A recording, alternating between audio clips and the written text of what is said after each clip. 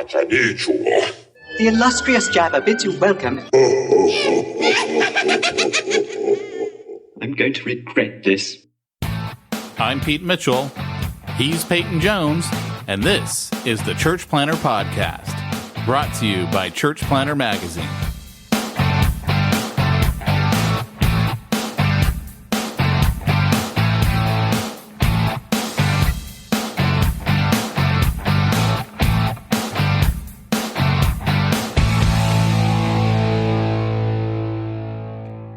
Hey, Church Planter, this is Pete Mitchell. And this is Peyton Jones. And you've tuned in for Pete Mitchell and his fat friend. Oh. I told Pete I can't come to Luke's birthday party today because then everyone will be like, who's Pete's fat friend? What in the world is that? What was that noise? I have bad tummy. Sorry.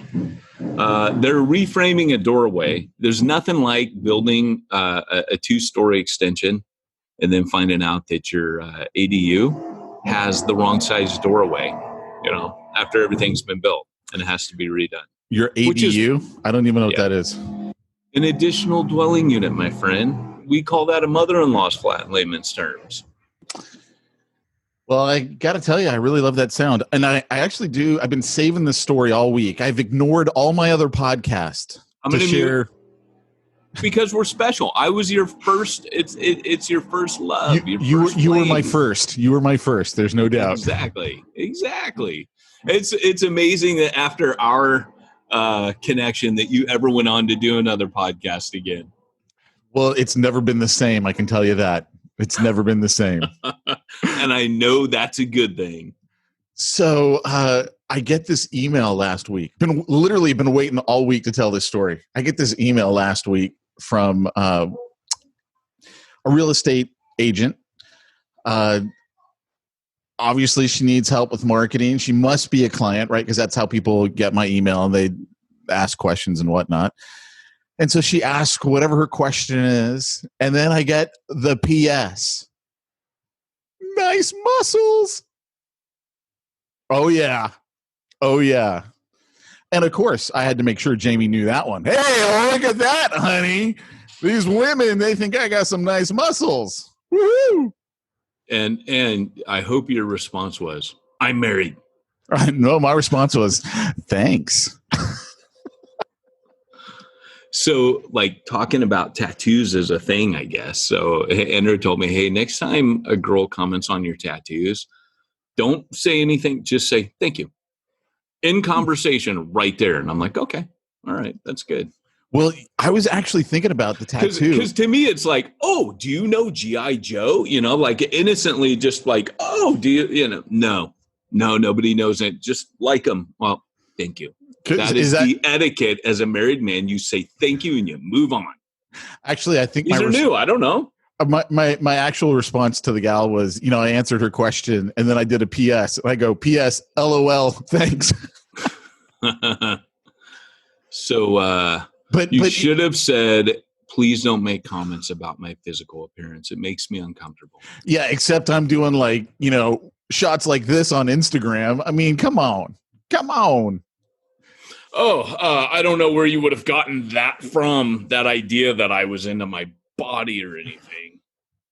So I was thinking about not on Instagram. That's why I'm not on Instagram. I was thinking about tattoos because of your tattoo. You know how we were talking that I'd like to get the Star Wars symbol where you got your G.I. Joe symbol, but I'm too afraid that they're going to keep ruining Star Wars and then I'm going to be ashamed of the tattoo.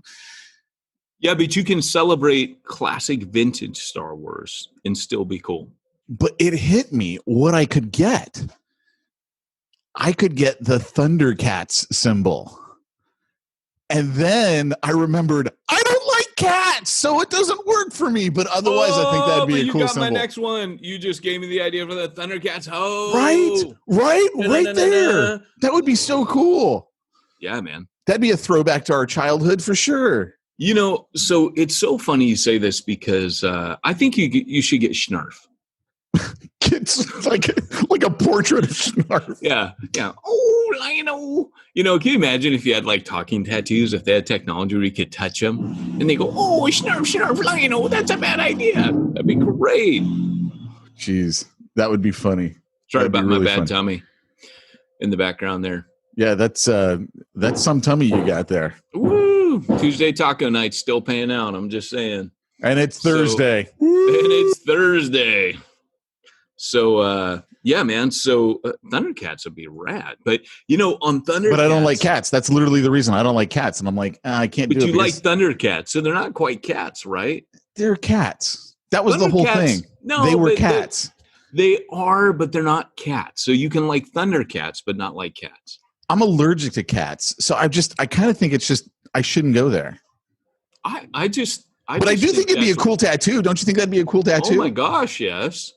The Eye of Thundera right there. Boom. That's what I'm talking about. Yeah, man. Okay, so there are a few cartoons where I have things memorized. Now, I'm only on 2 cups of coffee, but the other day I was, somebody mentioned He-Man, and I just rattled off like, hi, I'm Adam, Prince of Eternia, which, you know, I know that whole monologue by heart. But ever-living forces of evil. Have you seen that T-shirt? Wait, no, I got to do it. Sorry. Transform this decayed body into the form of Mumra, the ever-living Ra. Right? Remember that? All the bandages fly off, and he's a big giant. I don't even know what he is when Mumra turns. Well, he's Mumra. He goes beast mode. He's like beast mode Mumra. Yeah. I don't even know what he is though. What animal is he? Because Pantera, they kind of gave that one away, right? Or is it Panthro? I don't remember. You got Lionel, who's a lion. Right. Panthro, who's a panther. They're cats. The girl one's a cheetah. I don't know what the like eerie twin kids are. I don't know what they are. And then they had weird stuff on that. Like they had the bear bots. Remember that? No, the bear bots? Yeah, they had like if you thought the Ewoks are bad, they had these little like half robot, half teddy bear things jamming around. Those are pretty bad. Interesting. I kind of don't remember that. Yeah, you probably blocked it out. That was good. It was like the Star Wars Christmas special. We don't really talk about it. No. Oh man, maybe and that's what I should get. The tiger one. The tiger guy was cool. Remember him? I don't even remember his name, but there was a tiger one, and didn't he? He had the whip, right, with the 3 exploding balls on the end of it. I don't. And think the cheetah girl. Don't go there. The cheetah had the pole. Lionel, of course, had. It wasn't just a sword that was cool. It was the glove that went with the sword. Remember the Talon glove? Oh yeah, dude, that was. Oh yeah. And we didn't know why he had that. It was just they went together, and you're like, he would put that thing on, you'd be like, oh, you know, it was so rad. Maybe that's what the tattoo should be. It should be the glove over the whole I thought thing. about that. I didn't want to say it. You should get the Infinity Gauntlet tattooed on you with like little stones. Yeah. Someone's doing, just go. I have too many problems with just point to the stones. No, you just press it like, okay, I'm reviewing time. That's too stupid. This one is I'm bending reality. Your head's exploding right now. This one, I mean, wouldn't that be great? Right? I have power over you. You don't know, but I have power The problem for me, I got serious problems with the whole movie, the whole Avengers Infinity War movie. Like, why didn't he just double the amount of resources in the universe? I know you said that before, and that's a really good point. Like, why do you got to kill everybody? What is the first place your mind goes is I got to kill half the universe? I think so my understanding of his supervillain mind is that he didn't think the universe was broken. He felt people were. So he wanted to. That's not what he said. He said there wasn't enough resources. He said that many a time. That. Yeah, he did. You're right. Yeah.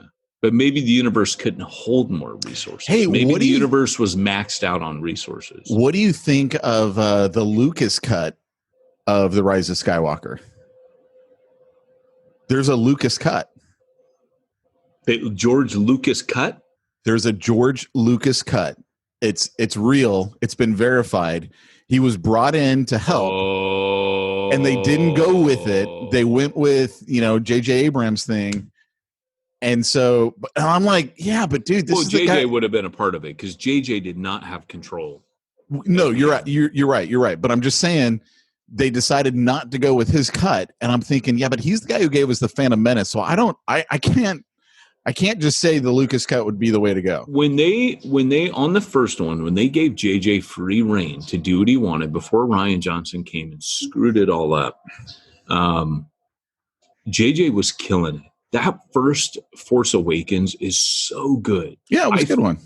It wasn't great. It wasn't great. The reason why I say it wasn't great is you look at how long did it take Luke Skywalker, the best Jedi to ever live, to learn how to do anything, and then Rey's doing it in a fight against Kylo Ren on like the first time she's picked up a lightsaber. Yeah. I'm like, but think about that with Luke though, right? Like Luke, he trains briefly with Yoda and goes off and fights Vader. And okay, they say you're not ready, and she's clearly not ready at the end of Force Awakens. All she does is fight Kylo. She didn't even train. Right.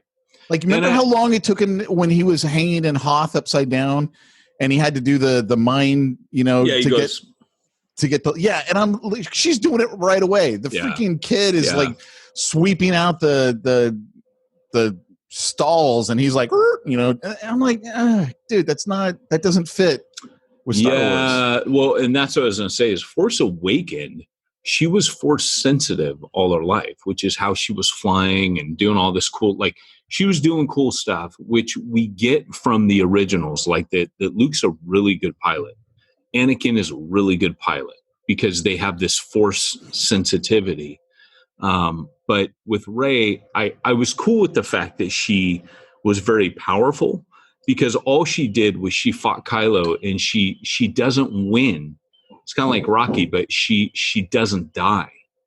And so, but then when Rian Johnson came in, I agree, he wrecked it. Right. And JJ, because Kathleen Kennedy is, I need a strong woman. Everything about Disney became strong women, which Star Wars has always had. And I'm all for strong women. Like, I still don't get why everyone got so ticked off about Miss Marvel. Why were they upset about Miss Marvel? Oh, it was so controversial. Oh, they're trying to make it a girl now. They're girlifying. Was it not a girl before? I mean, I never. She's always been a girl. Like it was just sexism, dude. Like people were just being ridiculous. And we've always had girl characters in Star Wars. Like Princess Leia was rad. That was a strong woman, and Rey was a strong woman. But to make her, like you said, and I give you your point, to make her as powerful as the Emperor. And there's no way the original storyline was she was going to be Palpatine's daughter. That's going to come out. They're so secretive, but that was never the storyline. They did say, I've got a guy that I watch on YouTube. He called everything before it happened. She's Palpatine's, called it all. A guy named Mike Zero. And at first I thought he was a hack. I'm like, oh, this guy, he's making all this crap up. Everything he said, and he kept saying, I have a source at Disney. At LucasArts, I have a source, and don't watch this if you don't want to know. But he has repeatedly said this was not the storyline. Of course, we know the post-production hell that it went through. But again, you and I should so do a Star Wars podcast. Not even funny. I don't know. I think the problem with us doing a Star Wars podcast is you truly are a fan. Like, I love the stuff, but you're like, no, that's not canon. Let me tell you what canon is. I read this in a comic 15 years ago. It was on page 3. It was second paragraph down. And I'm like, oh, okay. Yes, sir. Yes, sir. But, you're equally a fan. I'm a fan. You're a different type of fan. Like, there's different types of fans. That's what's rad is you're the guy that's like, hey, just the movies. Like Dave Thompson, new breed guy up in Oregon. He will only watch the original 3. He's never seen. He's like, nope. I'm not watching any of the others. I'm good with the first 3. I don't want to see anything else. And so he's never seen the other ones. Now, you could argue he is a true fan, right? He's just a different type of fan. That's hardcore, dude. You don't even want to see? Nope. Don't even want to see it. You don't ruin the Star Wars trilogy. I don't want to know. You guys are all on drugs. So yeah. Well, anyway, it's Luke's birthday today. He turns 9. Not Luke Skywalker, by Pete's son.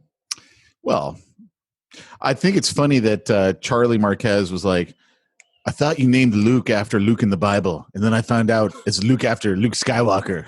Oh, I knew the second that came out on the podcast. Did it? And I was like, dude, you're my hero. we freaked out over it. I knew right away. And then you're like, no, Peyton, it's the Bible. Oh no. I really wanted to name Mackenzie Leia. Like I wanted Leia so we bad. had that talk. Dude, Jamie your whole wouldn't let life me. has been on this podcast.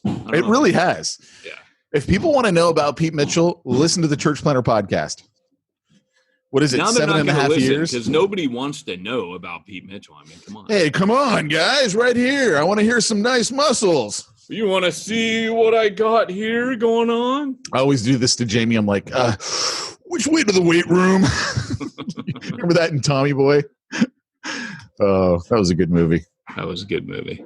It was a good movie. So what do you got going on this week? But, I realized, hey, by the way, I don't look at the comments because I'm not usually in our live feed when this is happening. So I'm seeing all these comments. Star Wars Xmas special still better than Last Jedi. Oh, and that's awesome. So is this? I think I got. Are we 402 right now? Are we? Yeah. What? Okay. So I'm going on there. I'm gonna mute. Hey, by the way, I changed my sound. Hold on. Yesterday, someone goes, "Well, I want to hear your computer." So I changed my sound. Hold on. So I'm seeing all these comments. Andre says purist.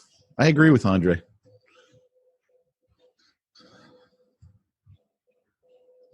Are you still there? Did we lose you? No, I'm here. Can you hear me? Yeah. So I just want to see the comments because I went in and there's all these comments like, yeah, that's right. Amen. And I'm like, I have no idea what people are saying right now. Well, I do put it up on 3 pages. So those comments could be anywhere at this point. Right. I'm just looking at them on the Church Planter Magazine Facebook page. I'm watching it. So that way I can comment if a chatty chat comes up. So, all right, cool. Should we actually get into our topic? We just might. It's not a bad idea. It's not a horrible idea. Wow, it's early for you, Pete. It is, but I kind of feel like I've said everything I wanted to say. All right. Well, let me. We do have a giant water slide coming to the house today for Luke's birthday, so that should entice you to drive up here. It's hot out. Yeah, dude. It's all kinds of hot. This is the I don't move kind of hot. Like I ain't moving in that, Yeah. No, this morning's workout was horrible. Oh, yeah, because you're working out in the back, huh? Yeah, and it hasn't been that bad until this week, and it's miserable this week. And then, it's Luke's birthday, so I got like halfway through it, and both the kids are running outside. Come on, Dad, we want to open presents. And like, I can't be the dad that's like, no, wait another half hour. That's funny. So that's funny. I don't know if I'll finish it. Maybe I'll finish it later tonight, but if I do, it's going to be stinking hot. I'm going to read a quote to get us started off. I'm going to read a quote by N.T. Wright. Wait. Yeah, go ahead. I know what you can do. It's time for this week's topic. Let's get down to the nitty-gritty. We need some new ones, man. Great Scott! It's time for this week's topic. Church Planter Podcast. It's not the podcast planners need or deserve. It's the podcast they need. I screwed it up. Whatever. Not bad, man. So, anyways, I'm gonna quote N.T. Wright. Now, it's interesting. My relationship with N.T. Wright. Funny enough, I don't have one, but my editor is his editor as well. So last time I met him, I'm like, "Oh, what have you been doing?" He's like, "Oh, I just came from a meeting with N.T. Wright," and I'm like, "Oh, what's that? The toast is cold. All right, internet. The toast is cold. All right, babe, I'm on a podcast. That's cool."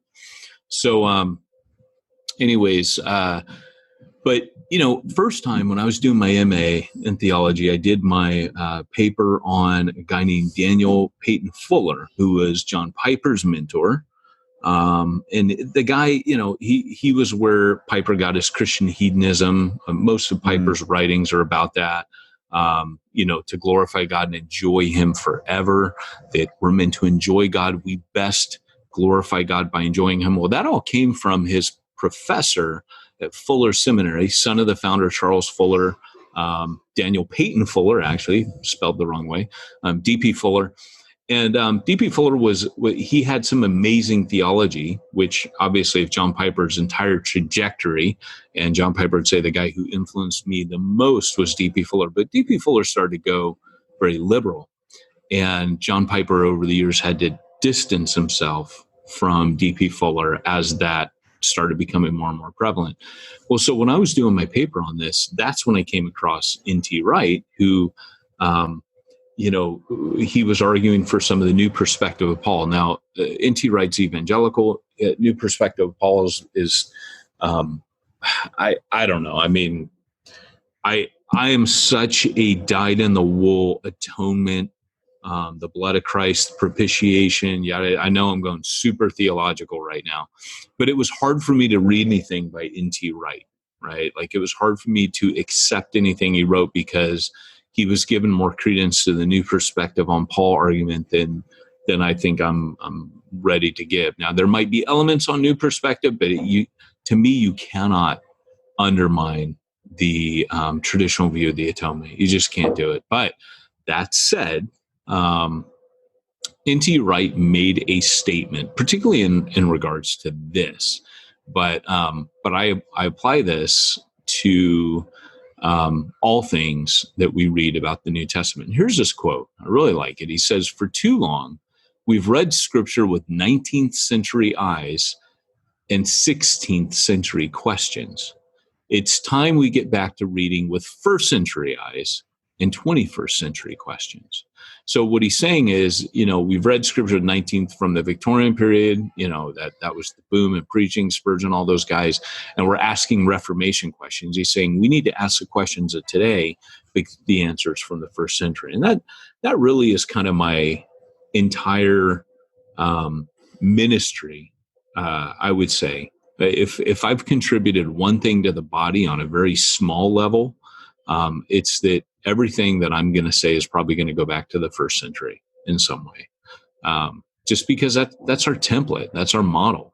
So, going back, reviving the discussion that we've been having over the last few weeks about Paul's church planting, we asked the question last week, how did Paul learn to church plant? He was the first, right? Jerusalem had been planted, then Antioch happened. But for the existence of someone who is a serial church planter, Paul was the first. So the first guy to do it multiple times was Paul. And so when he says, I laid that foundation like a wise and expert builder, Paul's telling us, look, I apprenticed, I learned, and then I became a master. So like today, on my house, I've got the foreman or the general contractor. He's the boss. He's the guy who's been in it for like 40 years. Then we got the young kid who's starting out. And even today, like we were looking, he's moving this doorpost. He's got to make the door wider. And we were looking at it together and I go, you sure you don't want to call your boss about that and talk to him about, this thing and that thing, because the inspectors are going to come and yada, yada. And that's just how it is, right? A younger church planner is not going to know. He might know a lot, and the Holy Spirit might be revealing things to a planner that, but at the same time, there's a lot to be said for the experience of Paul. And that's what Paul's telling the Corinthians. By that time, he's on a second missionary journey. It was not his first rodeo. And that catches us up to where we were last week. And last week, what I did is I said, well, first off, Paul looked to the Old Testament. Paul didn't divorce the Old and New Testament. He saw the New Testament as a fulfillment of the Old. So when Paul is planting, he was a Hebrew. He was a Jew. Even planting amongst the Gentiles, he extrapolates all these principles from the Old Testament. We used the argument last week that Paul says, hey, when it comes to paying ministers and looking after them, don't muzzle the ox while he treads the grain. He quotes from Deuteronomy. Because to Paul, Deuteronomy is kind of saying, Paul says, is it just oxen that Paul's concerned about or God's concerned about? No, he's concerned about us too. So hold on one sec. Are you hoping that they don't bang as much or something? Sorry, my daughter brought me toast. So... is it cold? I'm laughing because I see Austin Mathis says, "Did Paul not church zero?" That's funny. Is that Ready Church Zeros and Ready Player One? Because I'll take it as that. But Paul didn't have much of the New Testament. That is correct. So we had to use the. I guess you were saying, did Paul not read Church Zero? I got you. So, so Paul would have had the Old Testament. We were just kind of talking about, he knew the mandate was the same, the mission was the same. If you missed last week, definitely go check that out, because I think you're going to see kind of where Paul got his mission theology from. That's really the summary of last week.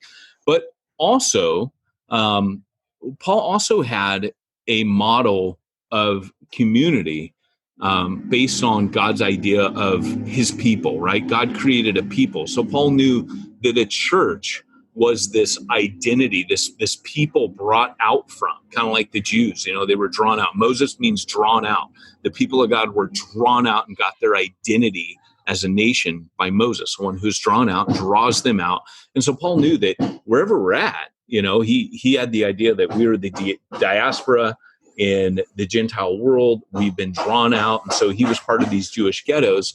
So Paul knew, I am going to do much of the same with the church. The difference is, whereas the Jews were not proselytizing by nature, they were more about preserving their identity, preserving their culture, preserving the customs of the fathers.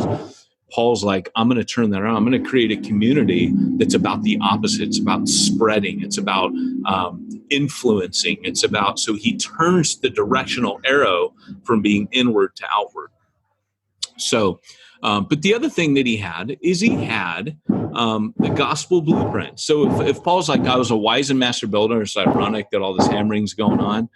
Is it really loud to you? Oh yeah. Yeah. It's pretty loud.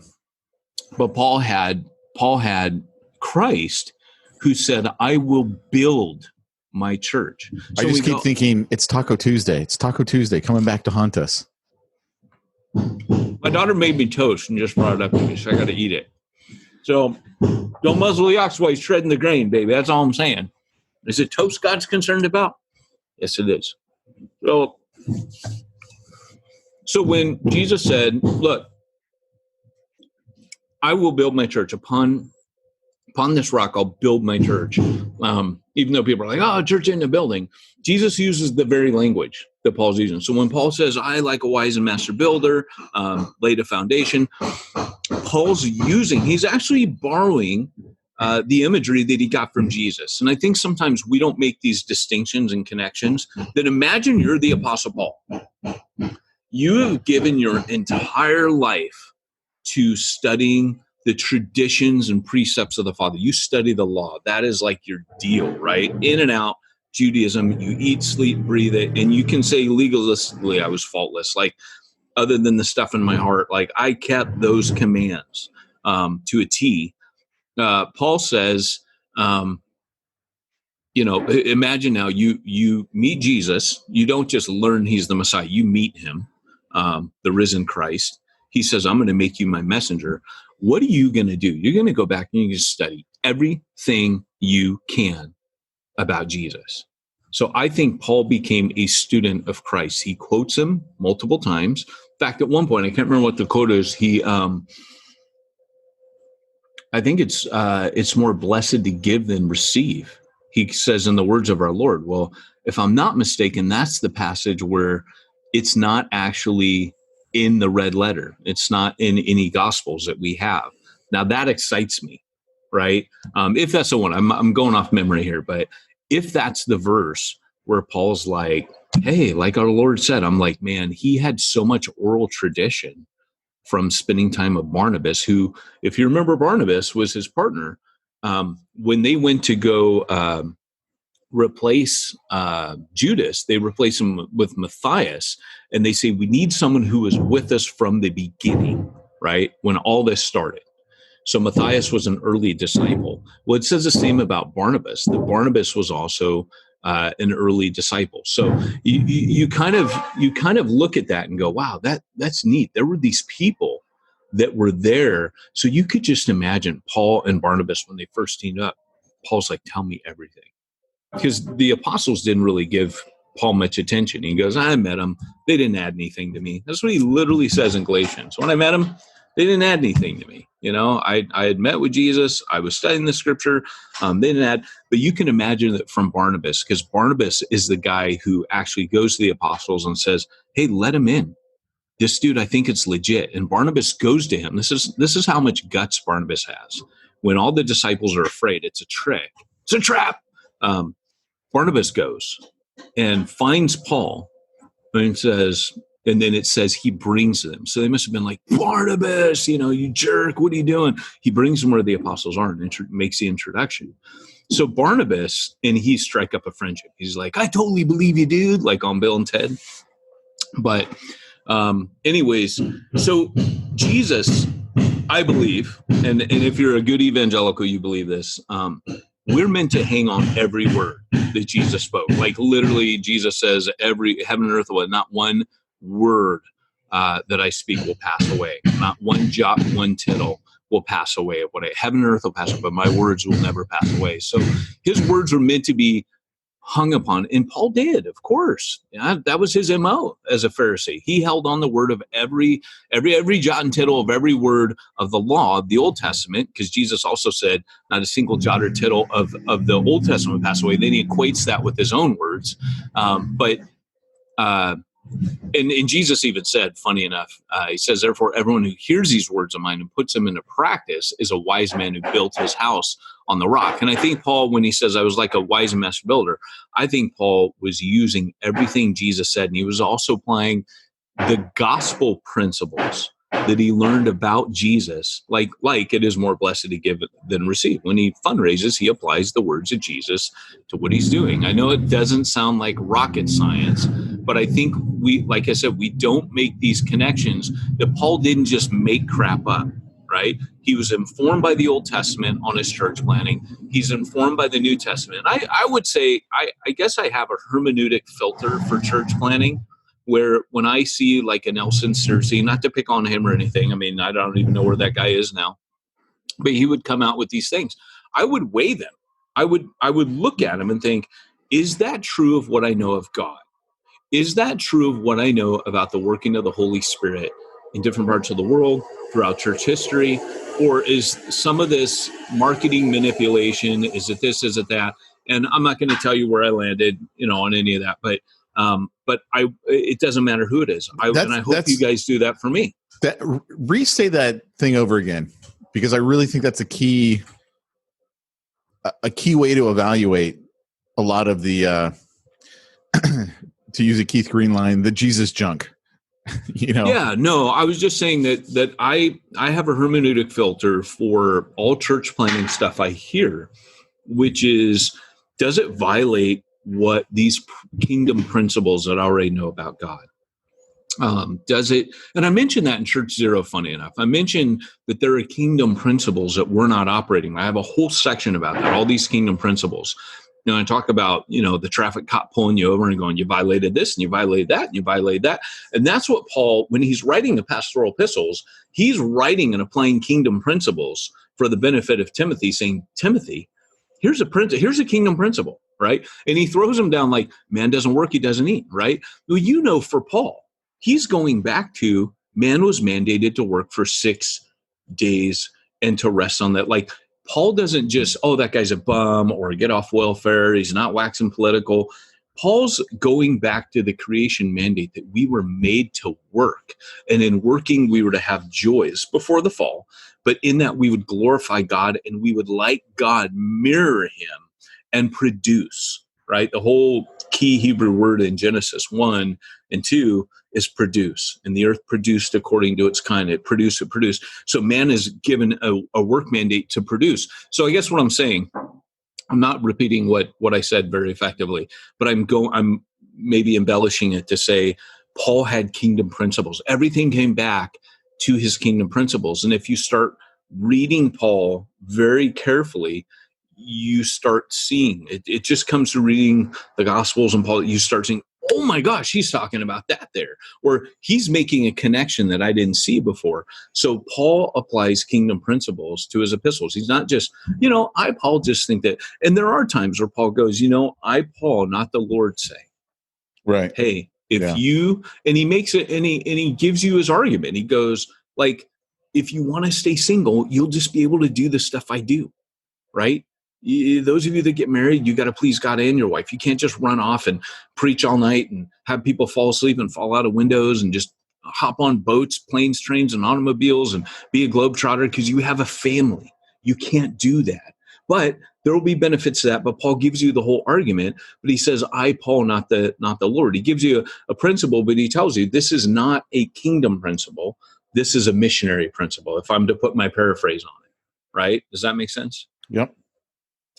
But even in saying that, where he goes, hey, you have to please your wife and the Lord, even that's a kingdom principle, right? That you are now one with someone else. You're not free. So I always tell church planners who maybe read about Wesley and these others, like, Wesley had a terrible marriage. He just did. He's my hero. But I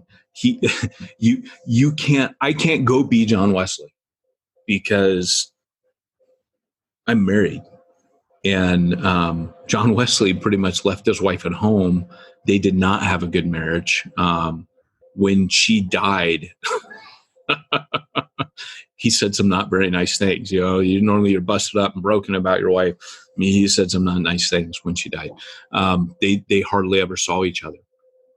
And there was a famous example of her in the early days pulling him out of the pulpit because he had long hair, pulling him out by his hair, trying to drag him out of the pulpit while he's preaching.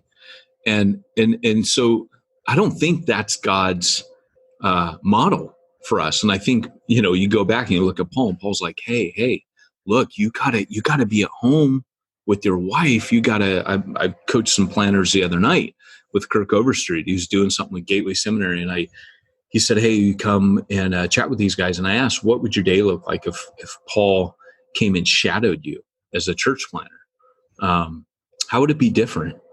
And how would, and at first I said, if he shadowed you the first day, what do you think he would debrief with you on at the end of it? What do you think he'd say? Do you think he'd be like, hey, Paul, it's time to clock off? And he'd be like, I didn't think you started. And then the second day when Paul goes, okay, now you're going to shadow me. I asked him, how would that day be different than the first? First off, what would Paul say at the beginning? And then the second is, how would your day be different? What do you think Paul would have you do in your context? Now, that's a tough question to ask, right?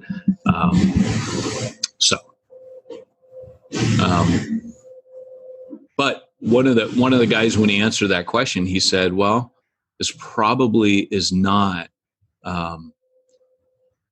the answer you're looking for. And I was really proud of this guy because he goes, but I think with COVID and everything going on, I might stay at home a little more with my family and minister to my family. And I was really proud of him. I just listened to him, and I mentioned that passage. And I just said, dude, I think Paul would agree. Paul didn't expect everybody to be like him. He said, you can't be like me. I wish that you were all like me, but you can't be because you're married. We don't hear that enough. That God's not going, hey, you disappointment. Why are you not doing what Paul did all day, every day? You're like, I'm married. I've got kids. That's it. I'm getting rid of the wife and kids. Hey, you keep working out, man. You'd be like, too sexy for my marriage. Too sexy for that my church. Song came on this morning when I was working out. I was like, yeah, I like it. This is good. Did you go, Jamie, come here? Dun, dun, dun, dun, dun, dun, dun. Because that would have been rad. Oh, dude, I'm constantly, those pictures like I send you where I'm like flexing and stuff? Dude, I'm always like, hey, hon, look at this. Huh? Look. So funny. So rad. All right. So. Woo. Okay. So, keep in mind, and I'm looking at the clock here, keep in mind that when we never have this much time. Normally we do 40 minutes of smack talk and then 20 minutes of church planning. So I feel so spoiled right now, Pete. Well, I figured after last week's episode where it was basically like, why is Pete even on the podcast? Because it's sermon time with Peyton. I just figured I'd help you and just let you get into it earlier this time. They were pretty bad last week. That was like, one of our worst ones. We're back in seminary. All right, it's lecture time. I did, keep in mind I just wrote a textbook. So I'm well, it's like we hadn't done a podcast in 3 weeks, so you had all this pent-up angst that you just had to I did. I'd find myself in the redwoods forest going, really wish I had my Pete so I could talk about church planning, but I had withdrawals. Everyone needs a friend like me. Staring deep into the campfire at night with s'mores dripping down my beard, thinking, need to talk to Pete. I'm like the genie. Everyone needs a friend like me. Yeah, baby. Okay, I'll never watch that movie the same. One of these days, you should paint yourself blue when we come on here. Well, never mind. I'm not even going to go there. So Paul, he uses ample examples from Jesus, right? Showing that Jesus was the master builder. So he says, like a wise and master builder. Christ is the one who builds his church. And what Paul's saying, he's not saying I'm the wise and master builder. He knows that the builder and architect is God. He says that later. God is the architect. And but he quotes from the sending of the 12. He says in the same way in 1 Corinthians 9, later on in the book, he quotes Jesus again. He says, the Lord has commanded that those who preach the gospel should receive their living from the gospel. Now, we never hear that quoted, right? Like you and I, we train guys Bible because that's the hard reality. Right. Now, Paul's saying that as a guy who's not making his living from the gospel at the time that he's writing. And he says, I worked with my hands so I would not be a burden to the church. Well, of course, he builds that tent-making empire that you and I have talked so much about and trained guys, but I should say you trained them.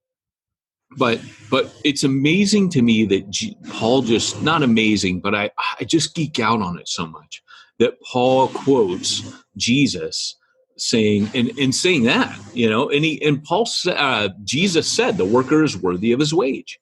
Like Jesus said it first, then Paul amplifies it in 1 Timothy.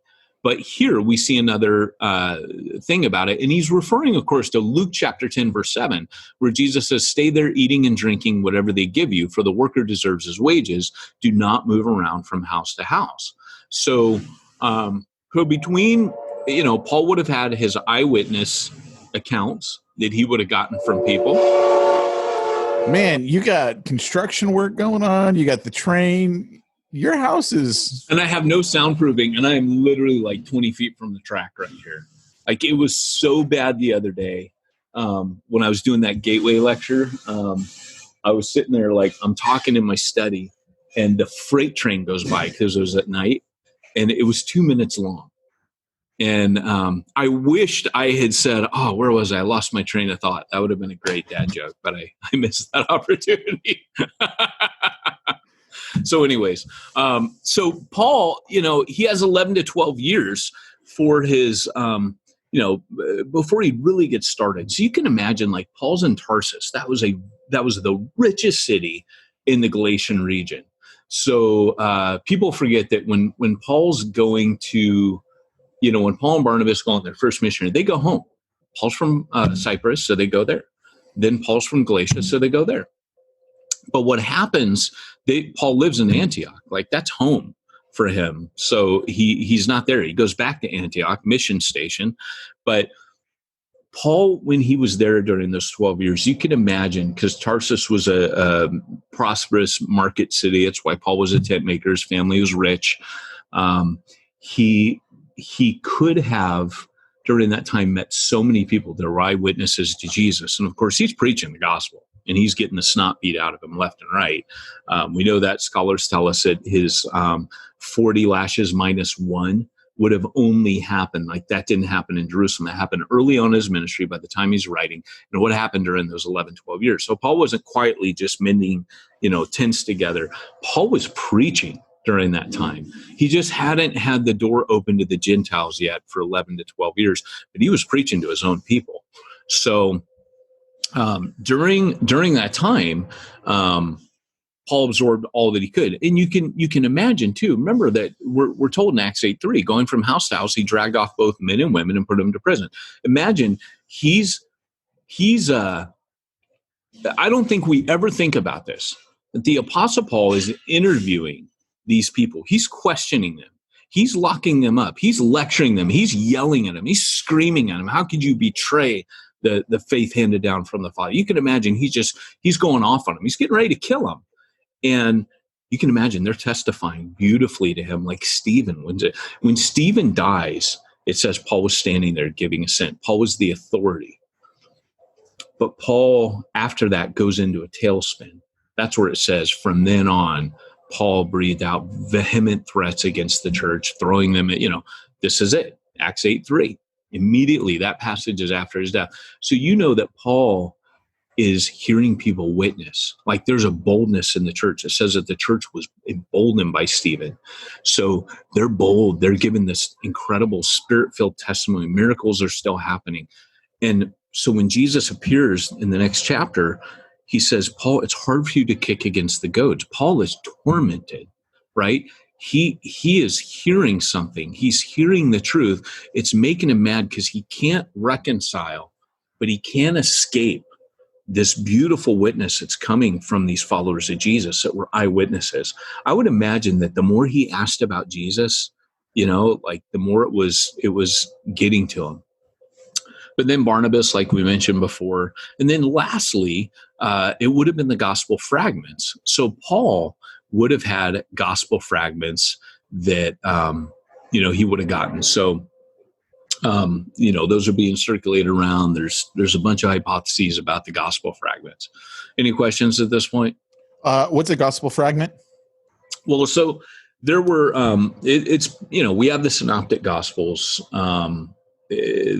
Scholars reckon that probably Mark was written first, but there seems to be other writings, other gospel fragments, like writings that were circulating that informed the gospel writer. So like Mark was he wasn't one of the 12. Obviously, Luke wrote his gospel much later. John totally deviates course, but between Mark and Luke, who were not up close, I mean, Mark's up close, it seems a little bit later. It's the first time he's mentioned, but maybe he was there from the beginning. We don't know.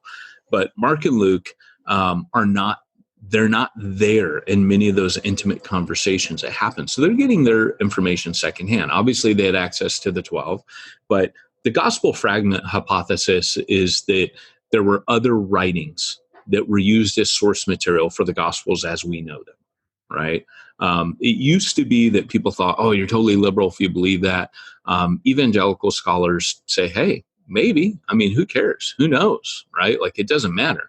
There are tons of writings that, like, for example, 1st, 2nd Chronicles, are these things not written in the annals of the kings of Judah? 1st, 2nd Chronicles tells you that those books were written drawing from other sources, but the Holy Spirit inspired them in what they were actually writing. So 1st, 2nd Chronicles accomplishes something different than 1st, 2nd Kings, and it's as the Spirit led them and breathed into them or through them. So same with the Gospels. But Paul would have had some of these gospel fragments, undoubtedly, right? So that would have informed him as well. Well, what did Paul learn in our next few minutes from Jesus? Well, one of them is he learned his missionary stance from Jesus. Jesus was a sent one. He said, I have been sent here by the Father. Everything that Jesus said was that he was a missionary. Plus, he told Paul that he would be sent. When Jesus came, he reads from the scroll of Isaiah. He has sent me to proclaim release to the captives and recovery of sight to the blind, to let the oppressed go free, to proclaim the year of the Lord's favor. If you look at Jesus' appearing to Paul, what he tells him he's going to do, he tells him that's what you're going to do to the Gentiles. He literally takes almost word for word what he read from Isaiah's scroll and applies it to Paul. So Paul's like, okay, So Paul began to look at Jesus as the model as a missionary. That's where Paul learned, because in it's not that there was no such thing as Jewish proselytizers, but it was kind of like a weird anomaly. Like it wasn't really the thing. And so Jesus models apostleship or a sent one for Paul. So when Paul, sees his own ministry, he sees it as a continuation and an echo of Jesus's ministry to be a sent one. Does that kind of make sense? Yeah. Paul, even as a missionary, his whole theology and philosophy of suffering as a church planner, a missionary, is when he said, Jesus said the Son of Man must suffer many things. Of course, speaking about the cross. But Paul later uses Isaiah, speaking of Jesus' sufferings, and he says, that's me. We die daily. We are given like lambs, as sheep to the slaughter. I fill up in my body was lacking in the sufferings of Christ. Paul equates it. You're going to be on mission. You're going to suffer. And he learned that from Jesus, right? Even Jesus said, hey, they persecuted me, they'll persecute you. You're not one lick on what I am. Jesus isn't a punk about it. He doesn't say that, but that's what he's implying. He goes, if they mistreated the master, of course they're going to mistreat his servants. So we miss maybe Paul's connection that, hey, I'm taking that very much to heart. I cannot be a missionary of Christ and not get just absolutely wrecked at times if I'm going to be on mission. And that's something that I think is hard in American Christianity for people, especially when being a pastor is such a cushy job, that being a church planner is such a hard job. And you only have to read Paul's letters to go, oh, okay. So Paul's like, we're the offscouring of all things. I've been beaten. I've been shipwrecked. I've been this. And he goes, we're you're kings, and we're paupers. He's kind of mocking the Corinthians. They are very much living the lap of luxury, and they're not suffering. But they're criticizing Paul because he's suffering. And Paul's like, man, how I wish you were kings. Because the King of Kings, that's kind of what Paul's implying. There's the King of Kings was a suffering servant. And how I wish you understood this, how I wish you got this. And they did it. Jesus's gospel proclamation. Pharisees and rabbis did not go around preaching like Jesus did. When it says Jesus went around preaching the gospel, the good news, proclaiming, like John the Baptist, that was rare. The only people that did that stuff were the prophets, and they usually ended up dead. So just that nature of what he was doing, Paul sees himself as, again, proclaiming Jesus, very much doing that. He also learned to target his mission. So when Jesus focuses his ministry during his earthly ministry, many people don't realize that Jesus focused on Galilee. That was his mission field. He didn't go to all of Israel and focus on the same. He spent the bulk of his ministry focused on a region that had about 200,000 people in it. So Matthew reports he went through all the cities and villages in Galilee. He didn't go to all the cities and villages in Israel. He focused on his itinerant ministry on the gospel. And there's a lot of proof texting for that, quite a bit actually, that shows his ministry was there. And then he takes them, and he didn't go. He told them not to go. When they went on mission, he goes, don't go to the Gentiles, and don't go to any towns of the Samaritans. And then he starts denouncing. Remember when he gives his woe to you, Bethsaida, woe to you, Chorazin, for if the miracles are. It's because Jesus did a circuit through through Galilee. And then he has his apostles, his disciples, he sends them out twice. And then he gives the woes in Jerusalem that, look, I saturated you with the gospel. And had those miracles been done, the preaching, all of that, meanwhile, prostitutes, tax collectors, they're all responding.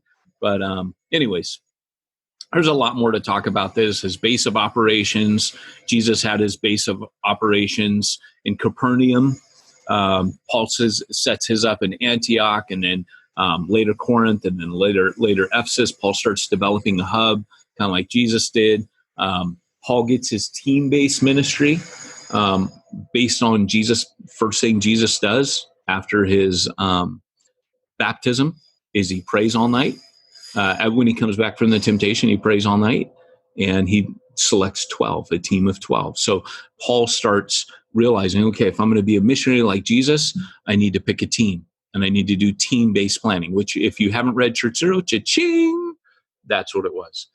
Jesus forms a network. Paul forms 6 networks during, the Macedonian network, the Ephesus network, the network, the Antioch network. There's the Cypriot network. He forms a bunch of networks. Finding the man of peace. You see, Jesus tells us 12 to do that. Paul does that. His discipleship model, very much like a rabbi. Paul becomes that to his people. Of course, that was second nature to Paul. And then taking people with you on mission to do field training with them based on Matthew 10. Paul literally, and again, we don't give enough credence to this, Paul literally takes Matthew 10 and puts it into practice on his mission. And, that's something when my textbook comes out. Pete, you and I were sitting with, we were in a talk by Rick Warren, if you remember, all those years ago.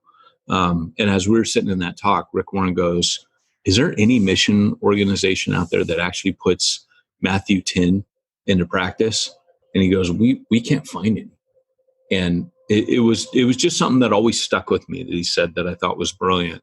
And I had never thought about that. And so when I'm building all the training for New Breed, the network I run, that's all hardwired into the training. So in the textbook, you'll see Matthew 10 very prevalent. But Paul, you can trace, and that's one of the things I do. I do my homework. I trace that Paul followed Matthew 10. If there's anything in my book that I'm really proud of, it's that is outlined in the book very carefully, and I that's one contribution I really like to make to the world of church planning. Again, is to follow this thread through the Old Testament, to the Gospels, and into the Gentile age. So, but there's more, but we're out of time. So I think that's all I can say about that. While you're doing all this Paulian work, how do you deal with all your IRS compliancy, payroll, workers' comp, website development? How do you do all of that? Well, taking a page from what we've been talking about today, Pete, I usually have one of my interns go down with a fishing line into the river, and I tell them, go ahead and fish and see if a tax return comes back and maybe some gold to pay our taxes. And that's how it works. That's how it works. If it doesn't, Jesus and Peter. If it doesn't, we run. Well, if it doesn't, going back to when I told Andrea in the Bahamas, run, when the security guard was coming, and I ran and she didn't. That's a whole nother story for a whole nother day. But we were talking about that with Chris Langham the other night. That was embarrassing when I came back, and the security guard, who was easily topping 300 pounds, just laughed, shook his head. But it was a little embarrassing to come back to him after I tried to run from him. My wife froze in place. But anyways, my wife got falsely accused of breaking something in a curio shop. So anyways, when that doesn't work, Pete, I call Simplified Church. And they're at simplifiedchurch.com. Simplifiedchurch.com, Pete. They'll simplify your church, and they'll take care of all your accounting needs, your tax compliancy issues, you name it. They even have robots. Isn't there a guy, what's his name? Josh Henry at simplifiedchurch.com? Yeah, he outworks machines.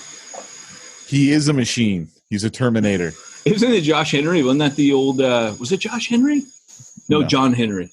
John Henry. Oh, yeah, no. Not Josh. Yeah, I was going there, but it fell flat. But tell Josh Henry that Peyton and Pete sent you. And guys, thanks for joining us today. I'm sorry not sorry it waxed more biblical, theological. Hopefully you're enjoying this and you're seeing, because if nothing else, man, I want some of you guys just to think about church planning perhaps a little differently than you normally do. Again, and that you develop a hermeneutical filter. I don't think, and this is kind of where this comes from, I don't think God left us as derelict as we sometimes believe. I don't believe that God left us without the guidance in church planning. We act like it's rocket science to church plant. If you know your scriptures, you know your Bible, and I know, gosh, I sound like such a fundamentalist, but when you know it, you have the foundation to interpret a lot of the info that comes at you. If you know church history, even better, right? If you know some theology, good stuff, right? Like you know how to process some of the stuff to know, okay, there's danger there. If I take that and that becomes my operating principle, I'm going to eventually get into trouble. When Paul says I built like a wise and master builder, that then equally therefore means that there is a foolish and unwise builder or a way to build. And if that's the case, and Jesus said, he who takes my words and puts them into practice like a wise man who builds his house on a rock, I want to be that kind of planner. I don't want to be the guy that builds it on sand, which is every passing fad of, leadership this or leadership that. Those principles might be great and they might be biblical, but I have to know that, right, before I start building my entire church upon them. So anyways, guys, thanks so much for joining us today. I've certainly had fun. And as Pete and I always say, if we've just amused ourselves today, then we've done a good thing. I didn't tell you earlier, but I really like your shirt. You like this? Yeah. I don't wear this one too. This is one of my workout shirts, actually. So, which way to the weight room? Which way to the weight room? I can't be you. Ooh, I can't. Look at my muscles, no good. But see, you got the cool tattoo, and that's all that really counts. I do. It makes my muscles look bigger. Is that why you get tattoos? Makes your muscles look bigger? I don't know, but I want the little. Remember on Popeye, whenever they show tattoos and a guy would flex and like the battleship would fire. Oh yeah, remember those on the cartoons? Can I get that? Oh, you got to get the battleship guns right there. And when you flex, remember always on like Warner Brothers cartoons, they flex their muscle and it would like the hula girl would dance or the battleship would start firing. I'm not going to get a hula girl. But the battleship.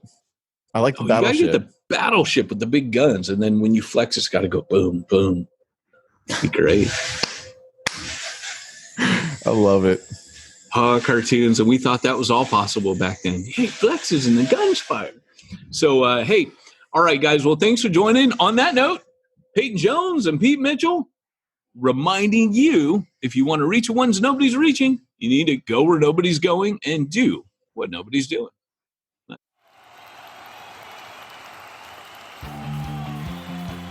Thanks for joining us for another weekly episode of the Church Planner Podcast with Pete Mitchell and Peyton Jones.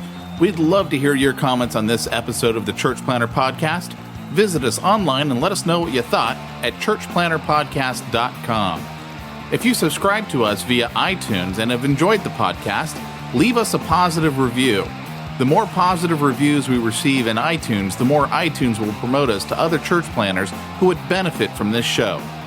This podcast is brought to you by the Church Planner Magazine, which is available in the iTunes newsstand or online via churchplannermagazine.com.